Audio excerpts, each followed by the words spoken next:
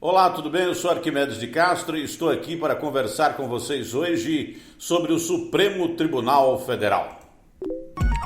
Fique por dentro agora do que está mitando na internet. As manias das redes sociais e os Trend Topics Web Repórter.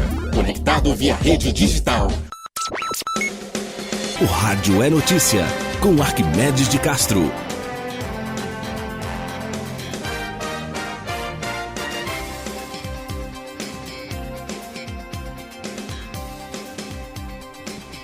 Olá pessoal, tudo bem? Sexta-feira, estamos chegando para mais um programa. Prazer conversar com vocês. E hoje nós vamos falar sobre o Supremo Tribunal Federal. Por que o Supremo Tribunal Federal? Porque o Supremo está impondo aí a Constituição goela abaixo do Congresso e da Presidência. Ministros do STF rejeitaram por 9-2 ação que pedia para ser autorizadas aglomerações de fiéis nas igrejas encampadas pela Advocacia Geral da União. No mesmo dia, o ministro Luiz Roberto Barroso mandou a Carta Magna e mandou cumprir a Carta Magna e dar direito à minoria de instalar a Comissão Parlamentar de Inquérito. Duas decisões diferentes. Primeira decisão, o STF foi provocado para decidir sobre ação de descumprimento de preceito fundamental. É uma ADPF. E como Corte Constitucional, resolveu, através do ministro Gilmar Mendes, julgar o feito. E a decisão foi que as igrejas podem continuar abertas, funcionando, mas não podem promover celebrações, não podem promover aglomerações. E por quê? Por causa da crise sanitária. Não há nenhuma interferência no funcionamento das religiões. No Brasil, existe o que a gente pode chamar de liberdade religiosa. Você pode, inclusive, não ter religião, ou ser apenas um curioso que vai numa religião, depois vai em outra, vai experimentando para ver qual você gosta mais. Você pode fazer o que quiser. E a liberdade religiosa foi muitas vezes, inclusive, reafirmada pelo Supremo Tribunal Federal. No julgamento de ontem foi novamente, porque a decisão foi clara, claríssima. Não existe nenhum ataque às religiões nos decretos que não autorizam as missas, as missas com a igreja cheia de fiéis. A ideia é fazer online, por enquanto. É passageiro. Esperamos que a vacinação avance, que a imunização chegue e que seja possível sair dessa crise sanitária nos próximos meses. Vai ser difícil, porque muita coisa está acontecendo para que isso não ocorra. Existem poucas vacinas, o Brasil não comprou vacinas, então está em 53º lugar no mundo no ranking da vacinação. Apenas 3,5% da população brasileira está imunizada. Porque a imunidade com a vacina, ela só aparece 15 dias depois da segunda dose. Então, tem que tomar as 2 doses. E a vacina não está disponível para todo mundo, não tem aí para qualquer um tomar. Está faltando vacinas no Brasil. Portanto, em algumas cidades, o que ocorre é que o sistema de saúde não aguenta mais. Em várias cidades brasileiras está faltando medicamento para manter os doentes de Covid desacordados, aqueles que estão respirando por aparelhos, através dos respiradores. Está faltando oxigênio, os estoques de oxigênio estão acabando. Os insumos hospitalares estão acabando. As unidades de terapia intensiva estão lotadas. E não adianta expandir, abrir mais leito de UTI, porque é um leito precário, é um leito que existe apenas para cumprir a legislação. É uma estratégia que os prefeitos, começaram a adotar em todo o país, de abrir leito de UTI como se fosse uma possibilidade infinita. E o que nós observamos é que esses leitos de UTI abertos às pressas e sem profissionais qualificados para atuar neles, sem os medicamentos e os equipamentos necessários, não são a solução para o tratamento dos casos graves de Covid. Muito pelo contrário. Então, a situação é que chegamos a uma encruzilhada e aí as igrejas não podem aglomerar pessoas. Ninguém pode. Não é o problema de ser igreja. As festas também não podem ocorrer. Bares e restaurantes precisam ficar fechados. E é preciso fazer um lockdown nacional para conter a disseminação do vírus no país. Sem uma ação como essa, 21 dias parados, fechados, nós não conseguiremos diminuir o número de mortes diárias, que já passam de 4.000. Ontem foi 4.200 pessoas mortas. Agora com uma média de quase 3.000 mortes por dia. Situação calamitosa. E numa situação como essa, a única coisa que tem a fazer, e já passou do tempo, é fechar. Reduzir a atividade. Diminuir o número de vezes em que as pessoas se encontram, para aí começar a controlar a doença. Repare que existe um empecilho ideológico para que isso ocorra. E em breve ele também pode ser superado. Porque o STF já disse que quando a situação for de decreto para fechar, a igreja tem que fechar. Não tem conversa. E agora decidiu também que o Congresso, os senadores, podem instalar uma comissão parlamentar de inquérito para investigar a Covid, para investigar as ações do governo federal, a eventual omissão do governo federal nas ações necessárias para conter a pandemia. Essa CPI, ninguém sabe como termina.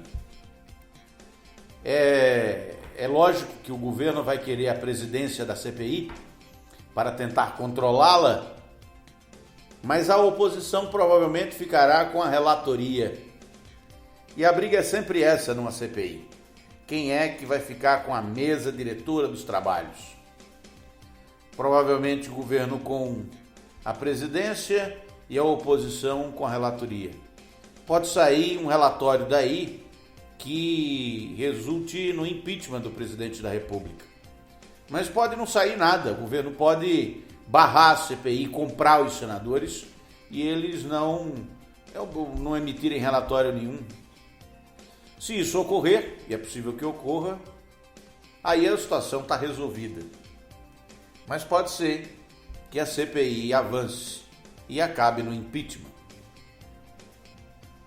A questão é a seguinte: além de tudo isso, tem outra coisa que está com a bola na marca do gol para o STF chutar. É que as centrais sindicais entraram com uma ação no Supremo Tribunal Federal pedindo que o tribunal determine um lockdown de 21 dias para conter a pandemia. Na omissão do Executivo, diante da crise sanitária, no perigo ao qual estão expostos os cidadãos brasileiros, considerando que a Constituição estabelece que é dever do Estado proteger os cidadãos, e tem aí uma chance grande de obter vitória essa ação que foi recentemente protocolada pelas centrais sindicais. Porque o governo não está jogando no time contra o vírus. A ideia que ainda não tiraram da cabeça do presidente, ele fixou-se nessa ideia de que o SARS-CoV-2, o vírus, o novo coronavírus, é um vírus como esses outros vírus respiratórios, que as pessoas adquirem imunidade humoral, o próprio corpo trata de expulsar o vírus e sem maiores consequências. Convenceram ele disso, tem muita gente que pensa assim, infelizmente, mas não é assim. Esse novo vírus, ele é realmente novo. Ainda não se sabe, senhoras e senhores, ainda não se sabe nem de onde ele veio. Existem suspeitas, ainda não comprovadas cientificamente, de que ele surgiu no mercado de carnes de Wuhan, na China, e teria sido transmitido através de morcegos. Morcegos que são consumidos como alimento por algumas pessoas. Mas ninguém sabe se foi sopa de morcego mesmo. Não tem prova científica disso. É um vírus novo que ainda está sendo estudado. E precisa levar esse perigo biológico a sério. O presidente da República Federativa do Brasil, ele não foi alertado ainda devidamente pelos seus assessores da gravidade do problema que nós estamos vivendo. E parece, às vezes, ignorar a gravidade do problema. Daí vai sendo empurrado para chegar a um ponto em que não será mais acreditado como um líder político viável. Agora, a CPI, é possível comprar os senadores e dirigir os trabalhos da CPI de forma que ela não dê em nada. Mas só a discussão que ocorre diante desse problema suscitado já é ruim para o governo. Porque o governo que está perdendo popularidade, que não consegue controlar a crise sanitária, não consegue controlar o desemprego, crise econômica gravíssima, que tem indicadores econômicos pífios, esse governo está aí balançando. E a CPI, com as discussões que suscita, as investigações, as denúncias, as suspeitas, que serão todas publicizadas pela imprensa, gerarão um conteúdo negativo para o governo que vai diminuir ainda mais a popularidade do presidente da República. Então, é uma armadilha fatal. Que dê certo ou que dê errado, a CPI é ruim para o governo. E não tem mais como ser parada, porque a Constituição garante, a nossa Carta Magna garante o direito da minoria de apresentar uma denúncia contra o governo. E esse é um direito do Estado Democrático de Direito. Porque a democracia é assim. O governo pode estar fazendo tudo certo. Imagine, hipótese, né? O governo Bolsonaro está fazendo uma gestão da crise da pandemia extraordinária. Exemplo para o mundo. Quase não morreu ninguém, doença controlada, economia crescendo, as pessoas se protegendo, vacinadas, todo mundo, enfim. Situação, exemplo para o mundo. Mas aí, um pessoal da oposição quer abrir uma CPI para investigar como foi que o governo fez o que diz estar fazendo. Então, a oposição tem direito de fazer isso. É o que garante o Estado democrático de direito. O direito da minoria de investigar. Essa investigação pode não dar em nada, mas a minoria tem o direito de investigar. Porque nenhum governo está imune à corrupção.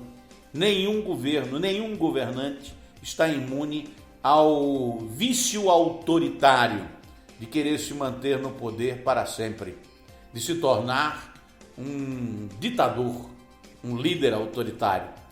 Todos passam a pensar de alguma maneira desta forma quando assumem o poder. É da natureza humana, diriam alguns. E é por isso que é preciso que exista freios e contrapesos na República para que nenhum governante, nem aquele que acerta, nem aquele que erra, esteja livre da crítica e da análise da investigação da oposição democrática. É assim que funciona a democracia. A oposição, por menor que seja, representada no parlamento, tem o direito de investigar. E foi isso que o ministro Luiz Roberto Barroso garantiu na sua liminar, que muito provavelmente será referendada pela maioria do STF. Mas, na votação a respeito dos cultos, das missas, né, de fazer aglomeração nas igrejas, um direito inalienável, segundo o advogado-geral da União, advogados que apresentaram a defesa dessa tese no STF, sinceramente foram destruídos pelos argumentos do ministro Alexandre de Moraes. O voto do ministro Alexandre de Moraes foi brilhante. E eu trago aqui um trecho desse voto sobre o necessário equilíbrio entre a religião e o Estado. Porque a religião não é o Estado e o Estado não é a religião. Já foi assim. Houve tempos em que os religiosos eram parte do Estado e mandavam e desmandavam, e as decisões eram tomadas de acordo com as crenças religiosas. Mas não é mais assim. E foi isso que lembrou no seu brilhante voto, que agora eu trago um trecho, o ministro do Supremo Tribunal Federal, Dr. Alexandre de Moraes. Ouça o que diz o constitucionalista. Primeiro, proteger o indivíduo e as diversas confissões religiosas de quaisquer intervenções ou mandamentos estatais que visem a sua supressão. Segundo, assegurar a laicidade do Estado, prevendo total liberdade de atuação do Estado em relação aos dogmas e princípios religiosos. Liberdade religiosa vale os dois lados. O Estado não pode se meter na minha fé. O Estado não pode discriminar a minha fé ou a minha ausência de fé, porque a liberdade religiosa consagra também o agnóstico, o ateu, aqueles que não querem ou não têm dúvidas ou não acreditam. Só que, ao mesmo tempo, a liberdade religiosa não permite que as religiões imponham ao Estado a sua determinada atuação. Não permite que a religião imponha seus dogmas na atuação estatal.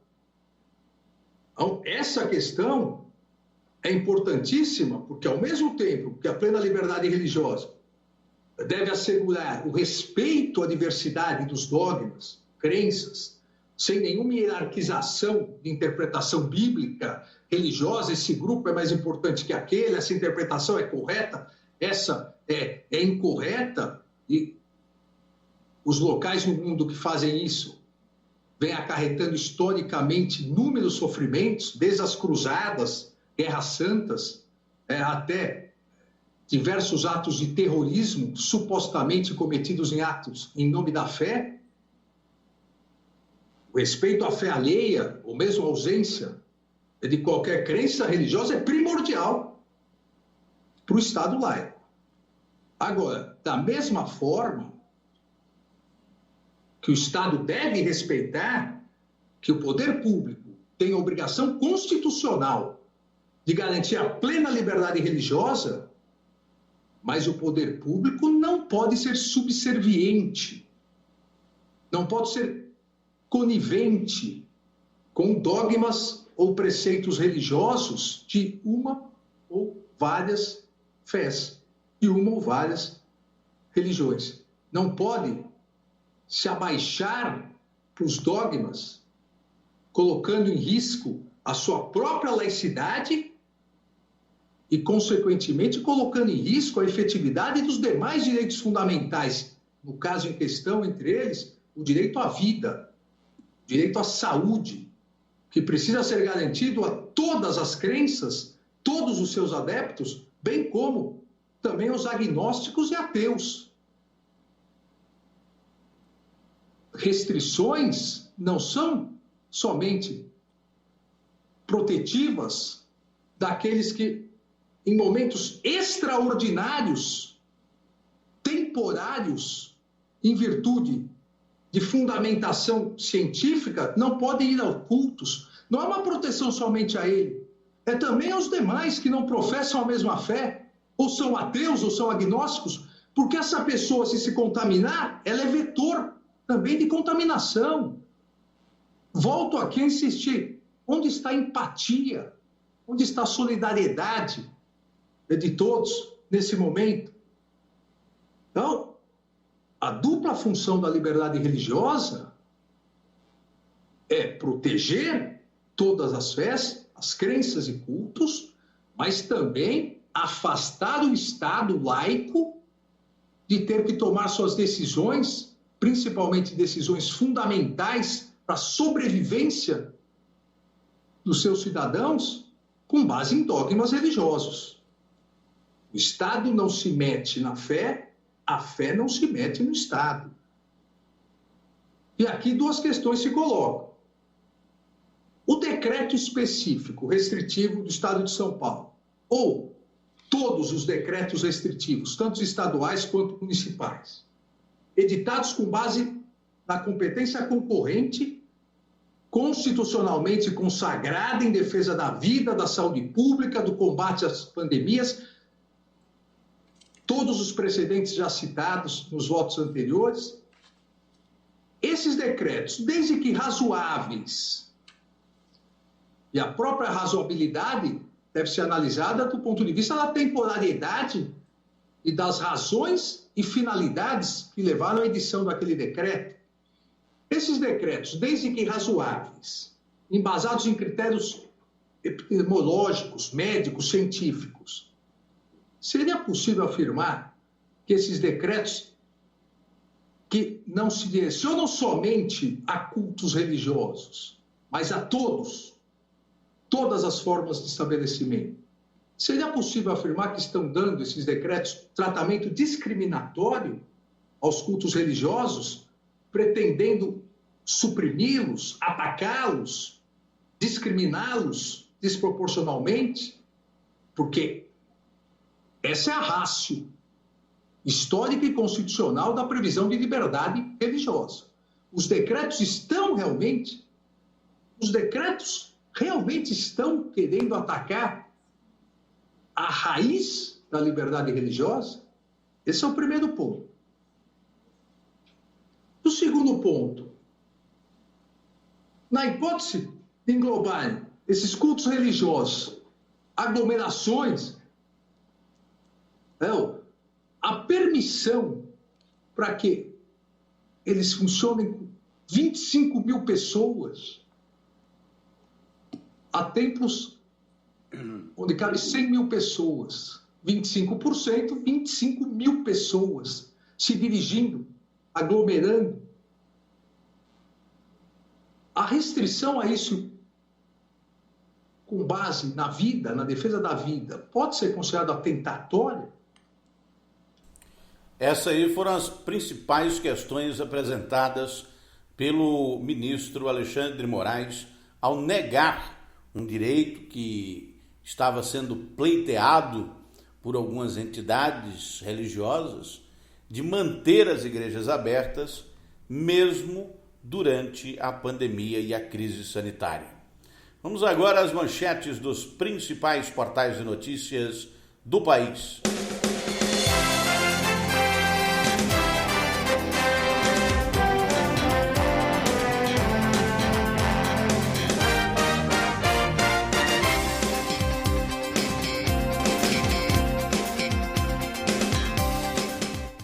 Começando com o destaque de capa de hoje da Folha de São Paulo.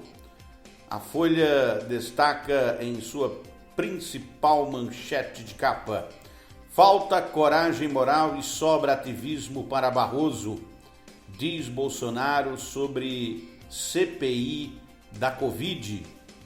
O presidente da República não gostou nem um pouquinho da decisão tomada pelo ministro Luiz Roberto Barroso de autorizar a abertura de uma comissão parlamentar de inquérito no Congresso Nacional, no Senado, chamada CPI da Covid. O presidente reagiu com virulência à decisão do ministro do STF, a quem acusou de fazer politicalha.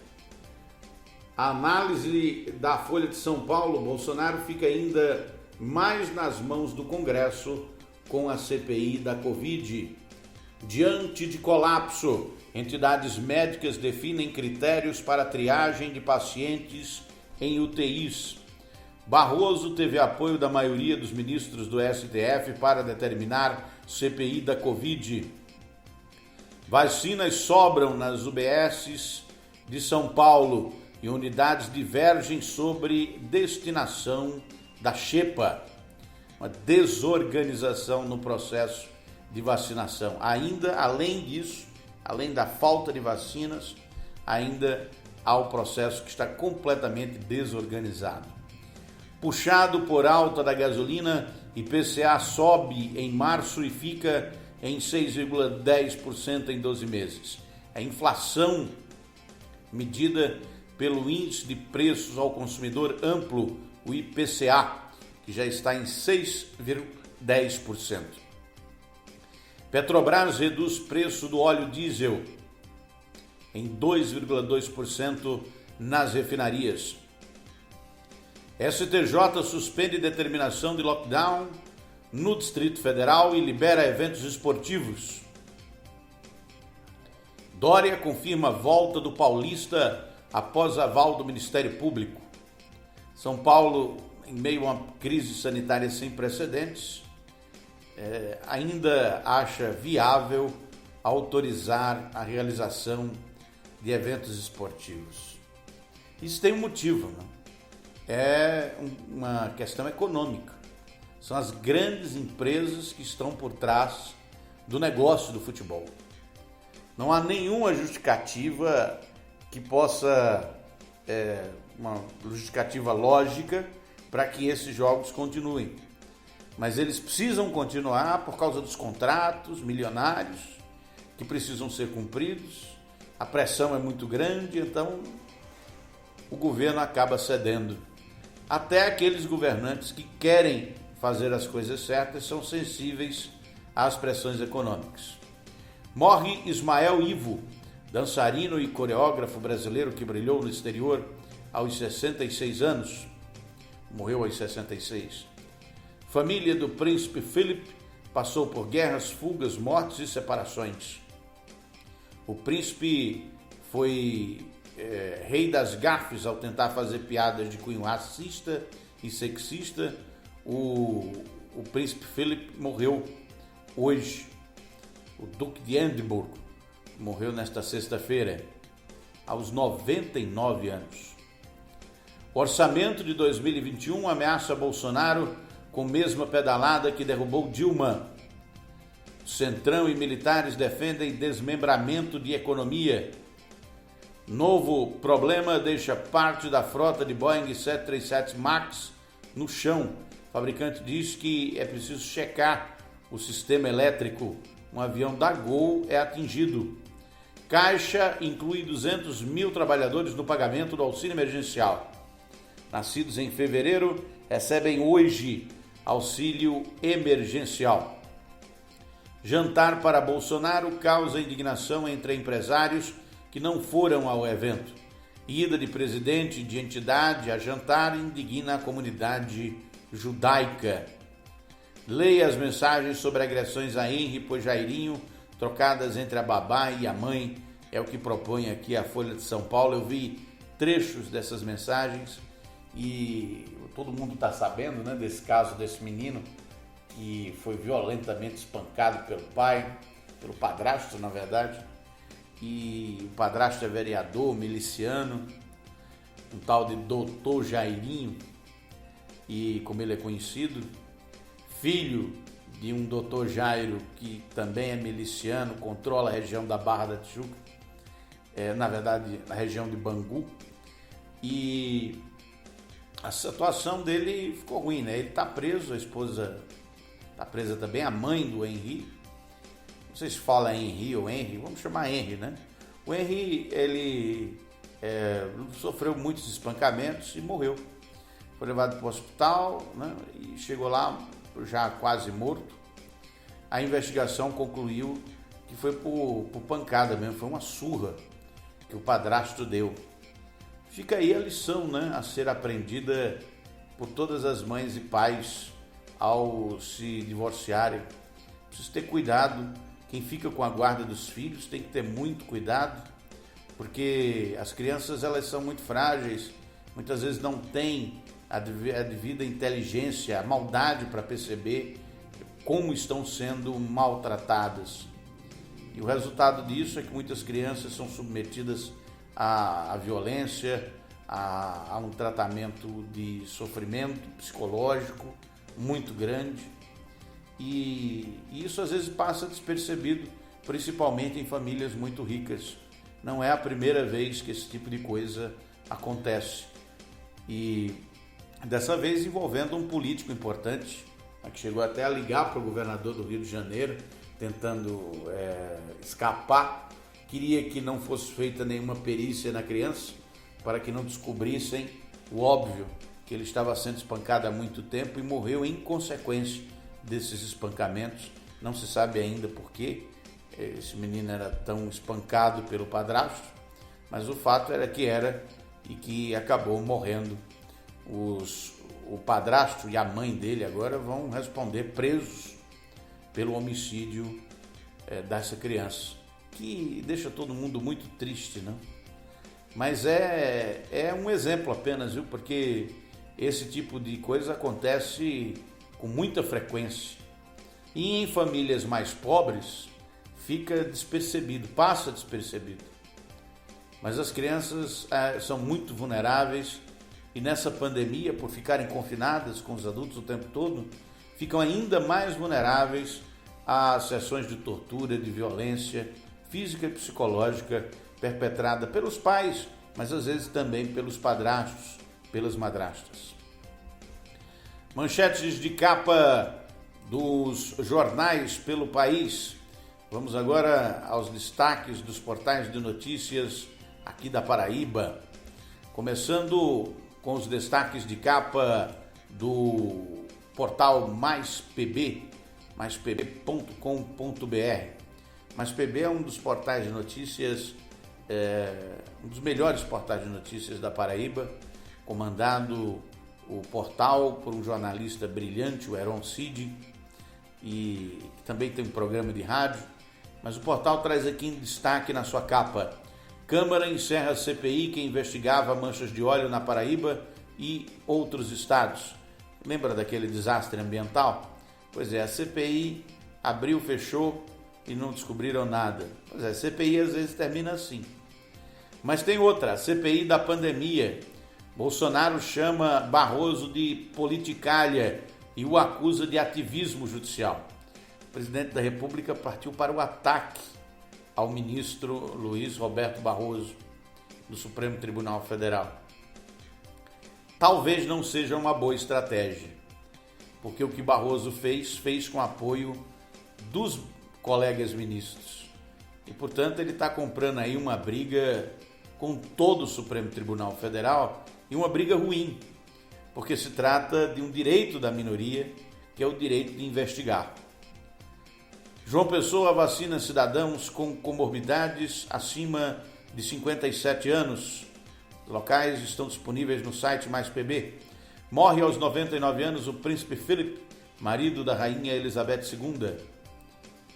Acusada de homicídio, mãe do menino Henry é exonerada do cargo no Tribunal de Contas do Rio de Janeiro. Nova Revista Nordeste traz entrevista com Wellington Dias, no blog do Heron Cid. Engajamento de Juliette a serviço da Paraíba. É um destaque do blog do Maurílio Júnior. A Juliette aqui é uma participante do Big Brother. Ela é de Campina Grande, aqui da Paraíba, e tem feito muito sucesso no programa. Polícia apura preconceito racial contra Carla Dias. Essa é ex-BBB. A alunos da Paraíba, Adriano pede bonificação de 10% nas notas do Enem. Grupo explode agência bancária no Sertão. Cine Municipal de Campina Grande oferece 65 novas vagas de empregos. Esses os destaques de capa do Mais PB. Vamos agora aos destaques de capa do Jornal da Paraíba. Praias voltam a ser liberadas no litoral da Paraíba. Veja como fica neste fim de semana. Esse é o primeiro fim de semana de liberação após o fim dos feriados. Não vai dar certo, não vai ter aglomeração nas praias, as pessoas vão se contaminar, não tem jeito. Sem um lockdown nacional, a gente não sai desse ciclo sem fim de pandemia. Ainda no Jornal da Paraíba, começa a vacinação de pessoas acima de 57 anos, destaques de capa do portal. No Correio da Paraíba, destaque do portal Correio, João Pessoa e mais 20 cidades estão sob alerta de chuvas intensas. Vacinação dos profissionais das forças de segurança prossegue na Paraíba hoje. Preço do gás varia até R$15 em João Pessoa, a depender do lugar aonde ele é vendido. Esses os destaques de capa do portal Correio.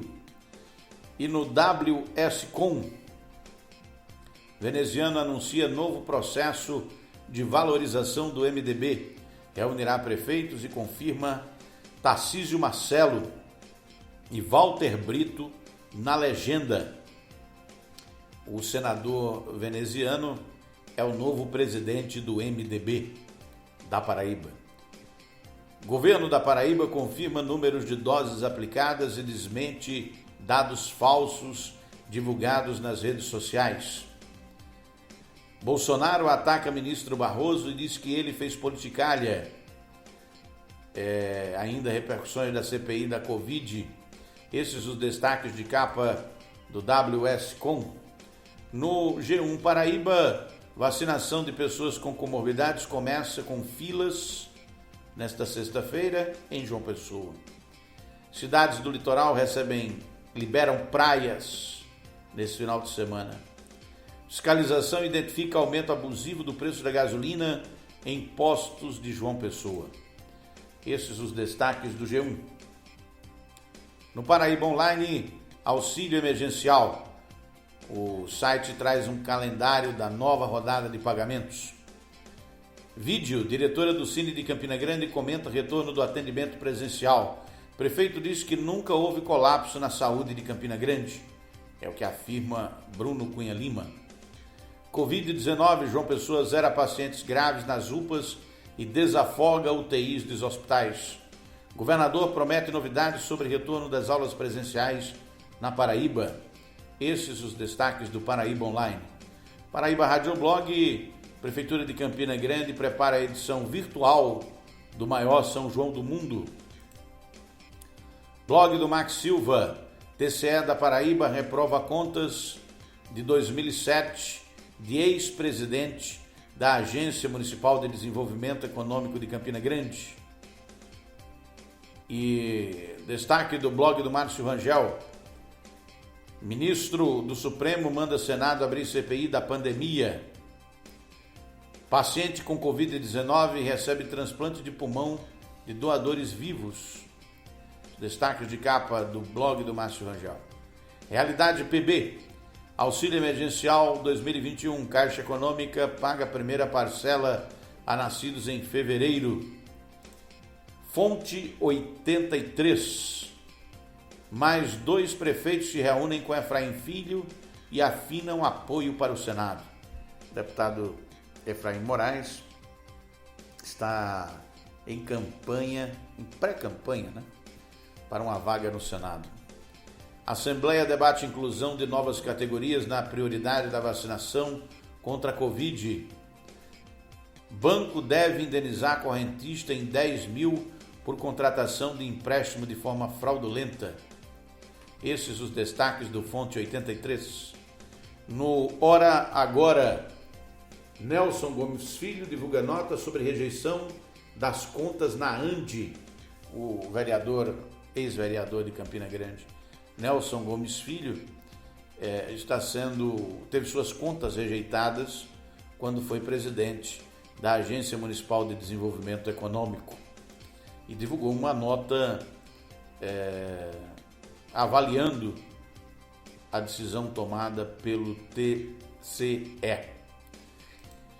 No Página 1 PB, presidente do Senado se irrita com decisão do STF e Veneziano assume oficialmente a presidência do MDB. Em Campina Grande, Bruno anuncia que vacinação vai prosseguir por faixas etárias e que também serão contemplados outras categorias. E agora o destaque de capa do Paraíba Todo Dia. 2021, edição do casamento coletivo poderá acontecer de forma híbrida. O Procurador-Geral de Campina Grande promove ação em defesa do patrimônio histórico.